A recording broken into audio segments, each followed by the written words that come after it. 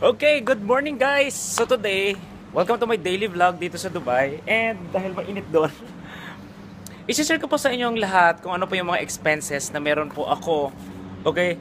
Dito sa bahay na tinitirahan ko, and how do we save yung gastos sa water, electricity, at kung ano-ano pa. Okay? So handa na ba kayo?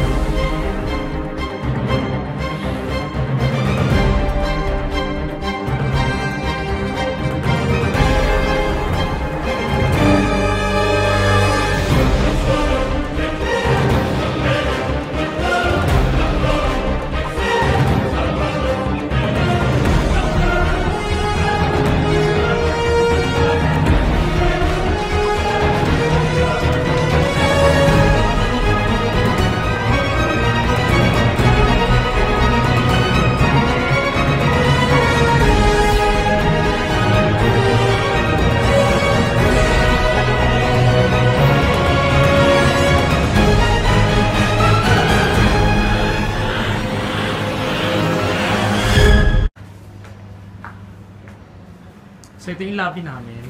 And of course, meron ditong disc para sa watchman. So any emergencies, may number sila. And minsan dito sa disc na to, may mga promotions, okay, from different companies. And yun. Okay, so sama kayo sa flat namin.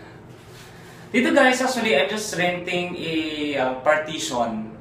So, dalawa lang po kami sa isang partition. And I will share to all of you kung anong laman ng bahay namin.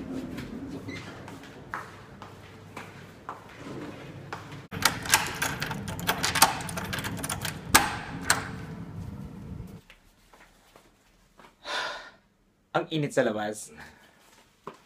Okay, so number one na saving tip dito is switch off, save energy.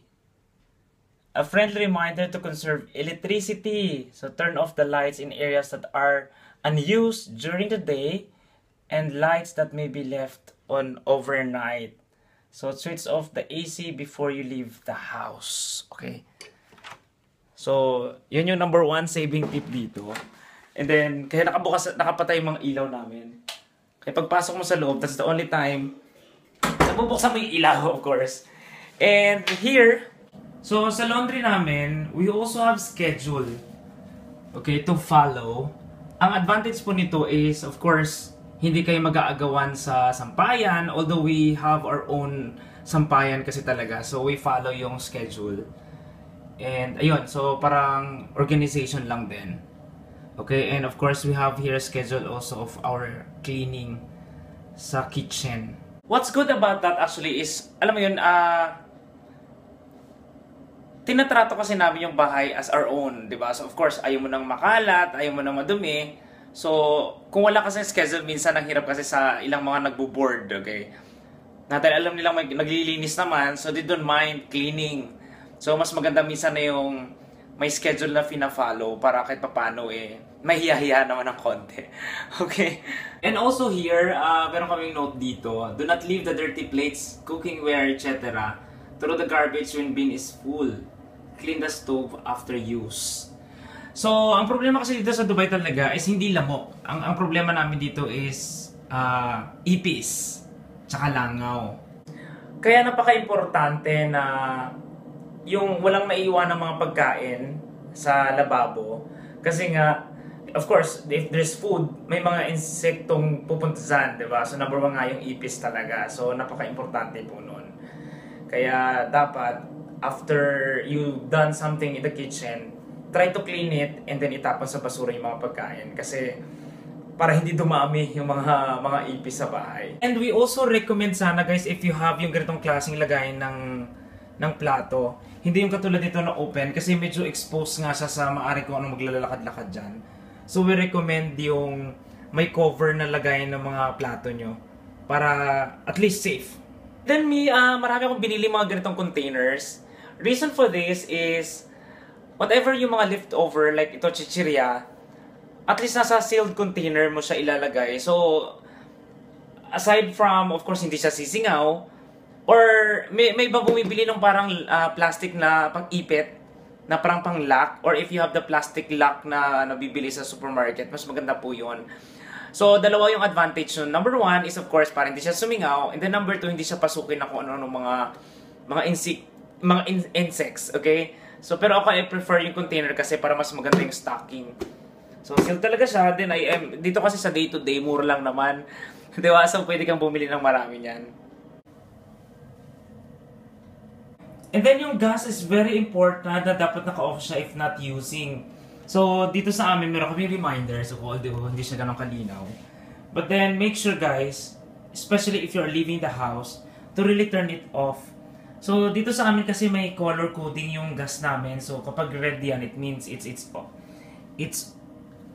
on. No, this is off. Kasi pag on, let me double check. So tama nga, off na siya kapag naka-green. Then on siya kapag nakapula siya. Okay. And then I'm gonna share one thing for all of you guys. Meron po kami nito, baril siya, okay? So alam niyo naman, ito yung pansindi sa kalan. But then guys, what's good about this is no gas, okay? Nabili namin to ng 10 dirhams lang sa Bollywood, okay? Kasi everything 10 dirhams sila sa first floor nila. But then what's good about this is wala siyang gas, hindi mo na kailangan i-refill kasi nga ibabaril mo lang siya. So I'll show you how how it works. Okay, so naka-on na 'yon. Ayun, ang galing, di ba? So napakagaling nitong baril na to. So another update po with the gas. Pinakita ko na kanina yung gas namin, medyo parang medium size siya. It actually just cost 110 dirhams para sa gas namin. And ito na guys yung expenses na meron kami dito. So ilan ba kami? 2, 3, 4, 5, 6, 7, 8, 9, 10, 11 po kami dito sa loob ng bahay. And we're paying 449 dirhams para po sa Dewa. Okay, Dewa is ito yung water, electricity na binabayaran namin in a month. So 116 per head lang po kami dito sa bahay. So, ito depende to sa kung gaano kayo karami. And then with our internet, same number of person, we're just paying 29 dirhams na per month, okay, para sa internet namin. Although may ilang mga bahay na if you are renting, inclusive na lahat. Kumbaga, libre na yung internet, yung dewa, etc. etc. But then of course, you will expect na medyo mahal ng konti. Kasi sa amin, yung partition namin dalawa, actually, it's just 1,300 dito sa Burjuman area. So, wala pa po lahat doon. So, kasama po tong binanggit ko dyan kanina. So, yun. And then now, let's go to other part of the house na maaring makapag-share ako sa inyo ng mga tips and some informations. Okay, and in our toilet, this is very important na organize po. Kasi, actually, yung bahay namin has one big room and then partitions. So, one room, yung isang room they already have their attached bathroom kasi. Kaya hindi na sila kasama dito. So here, we are just 5 person using this toilet. So we have our schedule based on sa trabaho namin. But then, me and B-Boy, wala rito kasi like ako pang gabi naman ako. So wala akong kaagaw sa umaga. Okay? So, yun yung reason. And then, another one here guys. Ito pa yung magandang reminders dito that, you know, of course, you have to conserve water. Kasi sabi nga, every flash is equivalent to 1 pail of water. And hence, kaya tabo of water is important kung magpipi ka lang din naman, okay? So, and then, tapos yung ng water mismo, tino-turn off yan namin dito sa bahay. Kapag, let's say, tapos ka na gamitin. Binubuksan lang yan kapag kailangan mo siya. Okay? And of course, tabo system is also important kapag pa-summer na dito sa Dubai kasi yung direct water kasi from the shower mainit, so kailangan marunong ka magpalamig. Kaya tip ko po during summer, bumili kayo ng malaking timba para gabi pa lang lagay mo na siya ng tubig para lumamig kinabukasan na kailangan mo siyang gamitin. Okay? So importanteng naliligo everyday no matter what. So ito yung malaking room na kung saan may mga nakatira dyan. So, I don't know how much they're renting. I think 5,000 plus. Though I'm not sure. Pero yung partitions po kasi is ito. So like us, dito po kami nakatira. Kaya 3 partition to. Yeah, this is just 3 partitions. So maximum of 2 person lang siya ang pwedeng tumira dyan. Okay, so hindi ganun ka-crowded. Ito yung magandang bahay na hindi ganun kadaming taong nakatira. FYI lang po that mostly naman yung mga bahay na matitira nyo dito sa Dubai o rerentahan nyo, may mga kasama na pong tawag nito, appliances doon, okay, provided by the owner ng flat. So basic, of course, kasama na yung washing machine, kasama ng microwave oven, tsaka yung lutuan, of course. And yun nga lang, pagdating yata sa mga rice cooker, minsan you have to provide your own. And then of course, yung mga plato mo, ganon. So yun na lang yung mga kailanganin mo, yung mga importante, kasama din yung refrigerator, is free na yun, so don't worry. Okay, yun nga lang, of course, oh god, sharing yung mangyayari. Yung beer, napabayaan sa loob. Anyway, so, you have to consider din minsan yung, let's say, if you're buying your groceries, kung teka, gaano ba karaming laman ng ref nyo? Baka mamaya kasi, or ilang kayo yung gumagamit. Diba? Baka mamaya sobrang dami nyo, alam mo naman na napakalit lang ng space na pwede mong ilagay. Bumili ka na napakadami yung ilalagay sa refrigerator, so wala kang space. Kaya kawawa ka.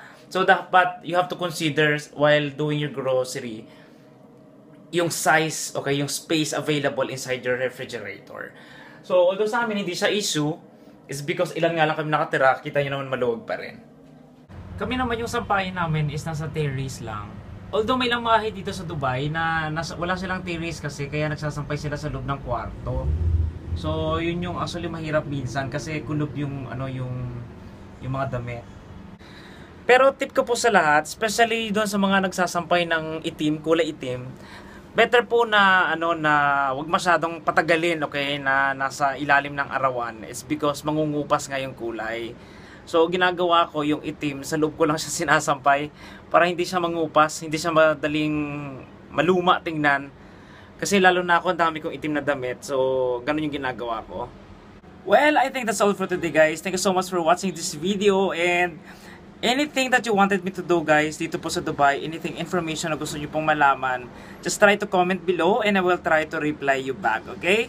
God bless you all! Ciao!